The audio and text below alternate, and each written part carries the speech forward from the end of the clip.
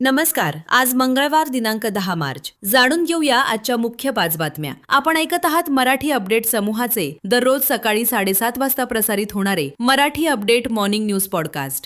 नांदेड लातूर थेट रेल्वे मार्गाचा प्रस्ताव केवळ 2 जिल्ह्यांना जोडणारा प्रकल्प नसून ही विदर्भ, मराठवाडा आणि पश्चिम महाराष्ट्र या तिन्ही विभागांना रेल्वे मार्गे जवळच्या अंतराने जोडणारी एक महत्त्वाची मिसिंग लिंक असल्याचे सांगत या प्रकल्पाला केंद्र सरकारने मंजुरी देण्याची मागणी खासदार अशोक चव्हाण यांनी काल राज्यसभेत केली आहे.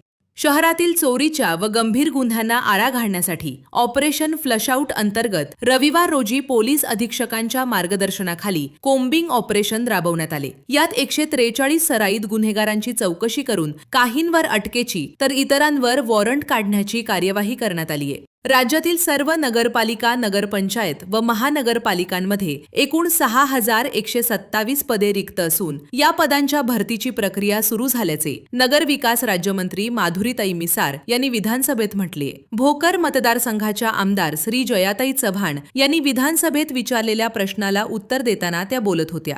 महिला दिन सन्मान हा महिलांच्या कर्तृत्वाचा, संघर्षाचा आणि समाजातील योगदानाचा गौरव करण्याचा दिवस असल्याचे औचित्य साधून आहे श्रीवेद संस्थेच्या वतीने या दिवशी विविध क्षेत्रात उल्लेखनीय काम करणाऱ्या महिलांचा सत्कार करण्यात आला.